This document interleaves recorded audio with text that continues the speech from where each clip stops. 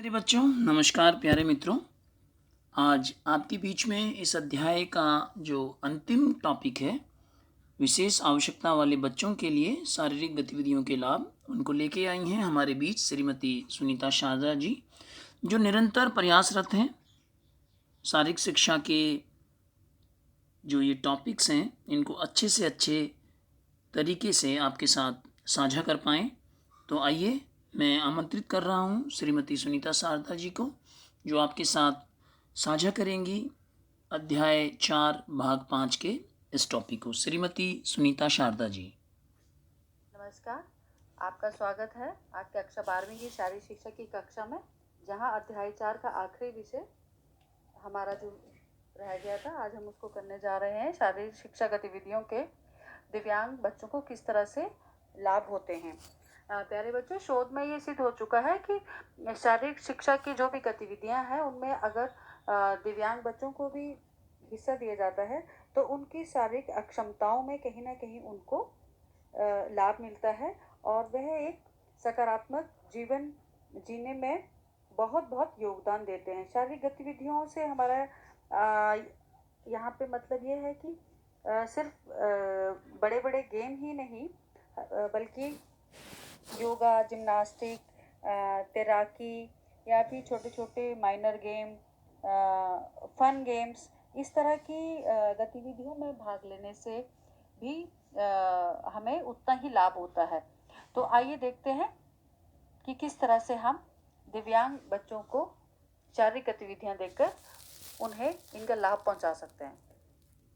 हमने पिछले हिस्सों में पढ़ा था कि अक्षमताएं किस प्रकार की होती हैं। शारीरिक होती हैं, संज्ञानात्मक होती हैं और बौद्धिक होती हैं। बिल्कुल, ये आपने ठीक पहचाना, 3 तरह की अक्षमताएं होती हैं। तो ऐसे में अक्षमता होने के कारण कभी कभी उन बच्चों के अंग शिथिल पड़ जाते हैं और वो छोटी छोटी मोटर मूवमेंट्स भी नहीं कर पाते हैं। गौमक कौशल उनके बहुत कमज़ोर हो जाते हैं। खासकर जैसे सेरेब्रल पालिसी जैसा रोग है, जिसमें बच्चे का शरीर कभी या तो टांगें सूखी होती हैं या हाथ सूख जाते हैं, जिसकी वजह से वो गामा कौशल नहीं कर पाते, अपने पैरों के ऊपर नहीं खड़े हो पाते हैं ठीक से, या फिर चल नहीं पाते हैं। तो मैं ऐसे में अगर उनको कुछ शारीरिक क्रियाएं दे दी जाएं करने को, तो उनसे उनमें निश्चित तौर पे ही सुधार होता है। गामक कौशल थोड़ी सी बढ़ जाते हैं, आंखों का हाथों के साथ सामंजस्य हो जाता है, थोड़ी लचक में वृद्धि हो जाती है, शक्ति में भी वृद्धि होती है। और इस तरह से अगर उनको हर रोज़ इस तरह की कुछ शारीरिक क्रियाएं करवाई जाएं, तो उनका हृदय वाहिका संस्थान, उसकी भी कार्यकुशलता बढ़ जाती है, जो कि बहुत ही अच्छी बात होती है।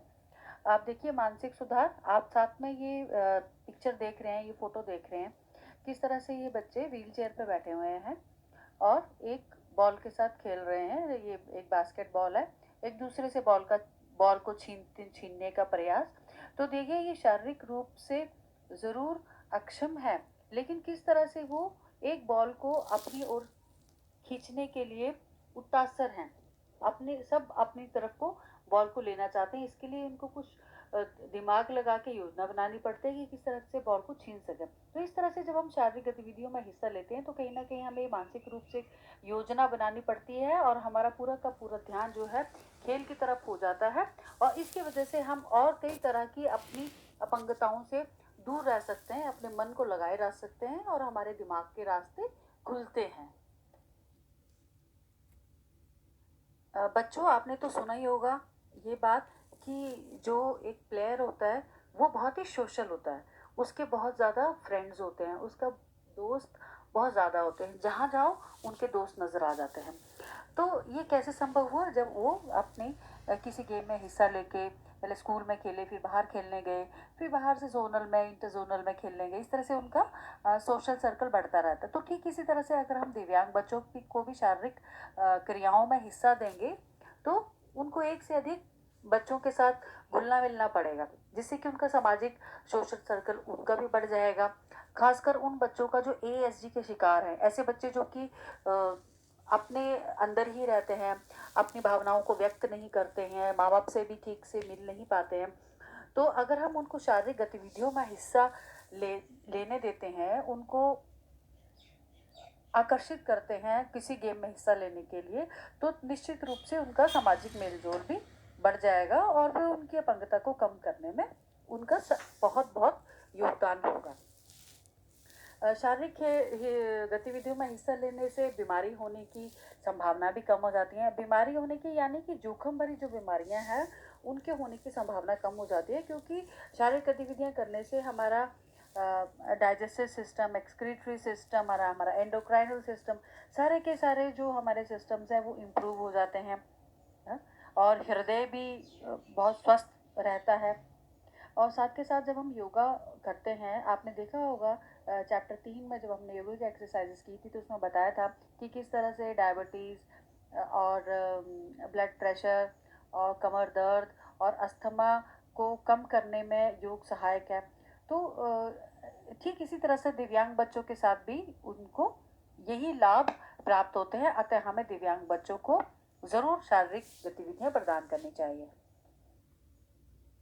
जब एक दिव्यांग बच्चे को हम गतिविधि देते हैं, एक गेम देते हैं, सोचो बॉल के साथ खेला या क्रिकेट का छोटा सा हमने गेम लगाया, तो बच्चे को जब ये विश्वास हो जाता है कि वो गेम को खेल सकता है तो इससे उसका आत्मसम्मान बढ़ जाता है, और जो कि एक दिव्यांग बच्चे के लिए बहुत बहुत ज़रूरी है।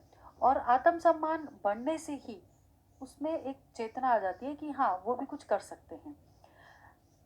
और साथ ही उनके मन में जो कुछ ना करने के कारण चिंता तनाव के कारण जो डिप्रेशन हो जाता है उसके स्तर में कमी आ जाती है, क्योंकि शारीरिक गतिविधियां हमारे शरीर में रोमांच पैदा करती हैं, हमें पुलकित करती हैं। तो यही जो रोमांच है ये हमें चिंता और अवसाद को एक गुब्बारे की तरह हमारे अंदर से निकाल देता है, चिंता अवसाद के गुब्बारे को फोड़ देता है। ऐसा करने से जो जैसे ही ये रोमांच पैदा होता है शारीरिक गतिविधियां करने से, इससे बच्चे को संज्ञानात्मक लाभ भी होते हैं। उसके अंदर जो रोमांच पैदा होता है उसके कहीं ना कहीं उसके कॉग्निशन को बढ़ा देते हैं, संज्ञान लेने की क्षमता को बढ़ा देते हैं। जैसे कि आप पिक्चर में देख रही हैं कि ये बच्चा देखने से तो ये लग रहा है कि उसके हाथ पैर नहीं चलते हैं, किस तरह से सहारे लेके उसके हिसाब से ये डिज़ाइन करके एक गाड़ी बनाई गई है, और उसको चला के उस पर खड़े होके उसके अंदर कितना अधिक रोमांच पैदा हुआ है। और यही रोमांच उसे उसका आत्मसम्मान है, यही उसकी चिंता और तनाव को दूर करेगा। इस फोटो में देखिए, यहाँ जो ये बालिकाएं हैं ये दृष्टिबाधित हैं और ये एक क्रिकेट टीम का हिस्सा है। इनके चेहरे पे जो तेज है और जो ओज हमें दिखाई दे रहा है वो इस बात का सबूत है कि दृष्टिबाधित होने के बाद भी उनके हौसले में कोई कमी नहीं है। भावनात्मक और मनोवैज्ञानिक रूप से उनके हौसले बहुत ही बुलंद हैं। उन्होंने हार और जीत को एक बराबर रूप से देखने का निश्चय कर लिया है, और साथ ही साथ दृष्टिबाधित होने के बाद भी वो ये साबित करना चाहते हैं कि सिर्फ दृष्टिबाधित होने से ही हम नहीं रुकेंगे, हम बाकी बच्चों की तरह आगे बढ़ते रहेंगे। अभी तक हमने देखा कि किस तरह शारीरिक गतिविधियों में हिस्सा लेने पर दिव्यांग बच्चों के मानसिक शारीरिक विकास संभव होता है। तो आइए अब हम इन गतिविधियों को किस तरह से बच्चों को सुलभ बना सकते हैं, हम अपनी रणनीतियों में किस तरह का बदलाव करें कि दिव्यांग बच्चे भी इसमें ठीक से हिस्सा ले सके। हालांकि दिव्यांग होने के बावजूद भी हमारे देश में बहुत सारी ऐसी हस्तियां हैं जिन्होंने खेलों के माध्यम से अपनी अपंगता को दरकिनार करते हुए अपने आप को सिद्ध किया है कि हाँ वे अपंग जरूर हैं लेकिन वह और किसी से कम भी नहीं है, बहुत लोगों से वो बहुत आगे हैं। यहाँ फोटो में देखिए दीपा मलिक आपको नजर आ रही हैं जो कि व्हील चेयर पर बैठ के ही शॉट पुट फेंकती हैं और उन्होंने ओलंपिक में मेडल भी जीता है। विजेंद्र झांझड़िया जी जिन्होंने कि रेसलिंग में भारत को ओलंपिक पदक दिलाया है। तो जो ये साबित करता है कि किसी भी रूप में अपंगता उनके आड़े नहीं आई है और उन्होंने अपने आप को सिद्ध कर दिया। तो आइए हम भी कोशिश करते हैं कि हम बच्चों को किस तरह से गतिविधियां दें, किस तरह से अपनी गतिविधियों में सुधार करें जिससे कि वे भी उसमें पूरी तरह से हिस्सा ले सकें। आइए देखते हैं।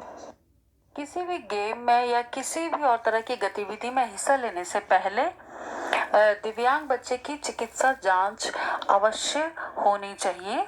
उसका एक सर्टिफिकेट होना चाहिए जिसमें कि ये बताया गया हो कि दिव्यांगता का स्तर कितना है और वह किस तरह से कौन कौन सी गतिविधियों में हिस्सा ले सकते हैं, या क्या उन्हें दृष्टि बाधित है वो, या फिर उनको सुनने में परेशानी है, या फिर पूरी तरह से सुनाई नहीं देता है, या फिर सेरेब्रल पैलिसी या एएसडी, किस तरह की बीमारी से वो ग्रसित हैं, उसी हिसाब से हम उनको गतिविधियां दे सकते हैं।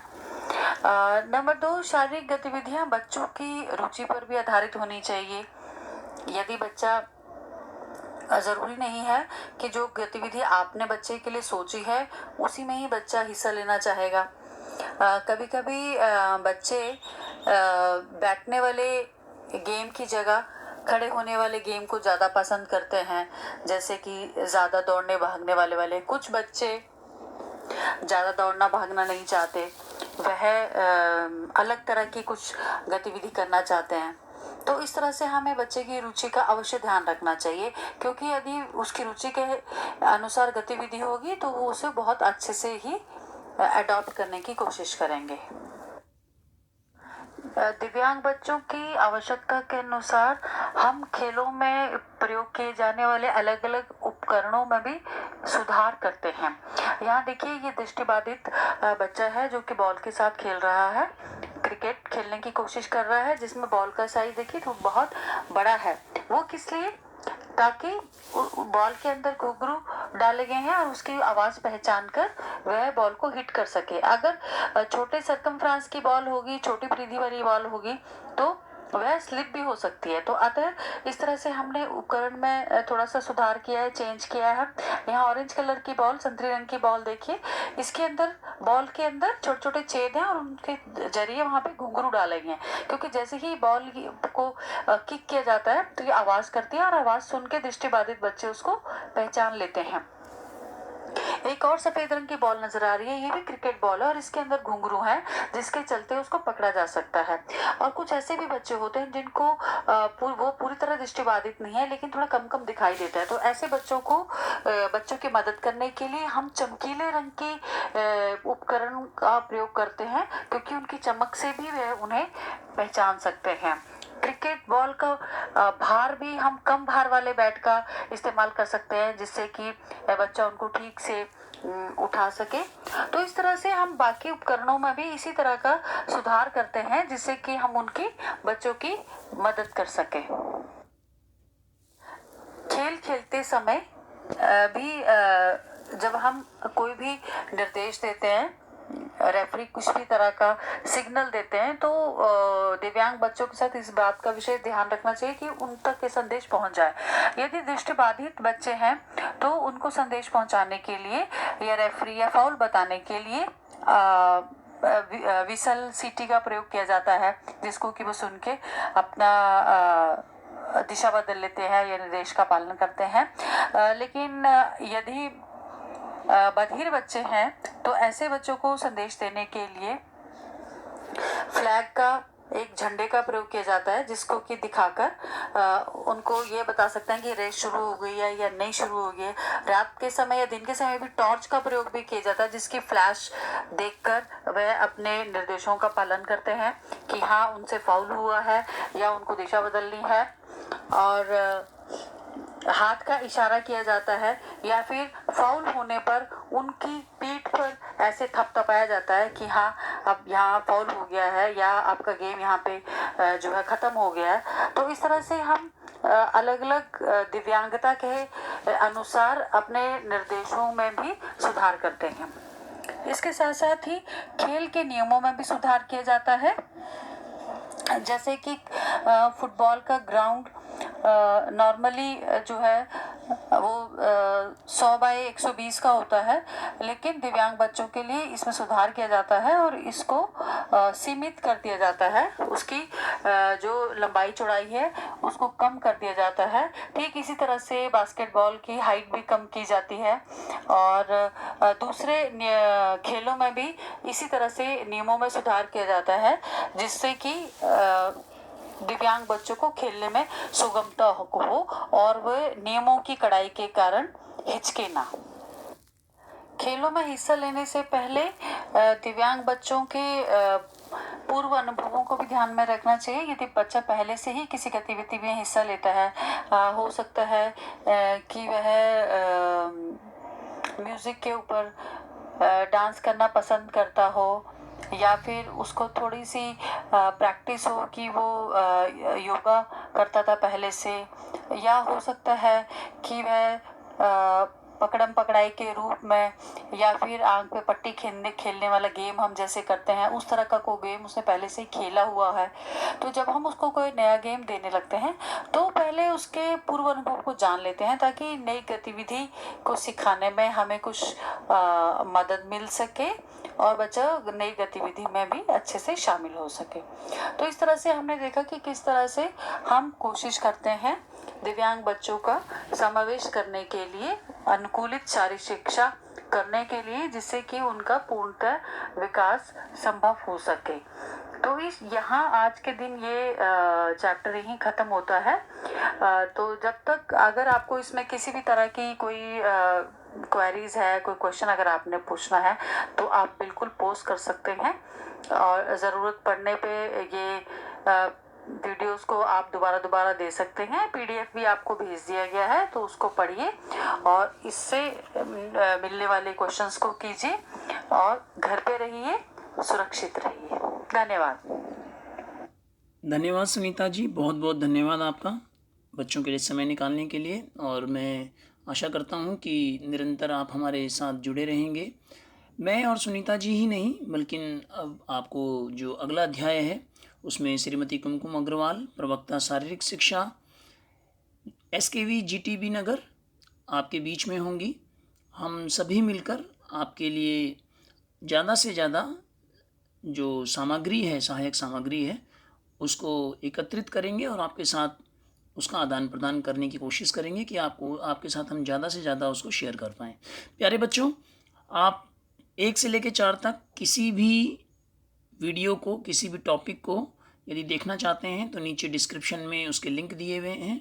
आप कृपया लिंक में जाएं और उन्हें क्लिक करें और उनको देख सकते हैं। मैं आपसे पुनः अनुरोध करूंगा, जैसे मैंने पिछली वीडियो में भी कहा था, कि आप रोज़ाना केवल आधा घंटा भी अगर एक वीडियो को देखने में लगाते हैं तो मैं आपके साथ पूर्णतः सहमत हूँ कि उस विषय में या उस सब टॉपिक में आपको कभी कोई परेशानी नहीं आएगी। और कभी भी कोई परेशानी आती है तो आप सीधा कमेंट बॉक्स में लिख सकते हैं।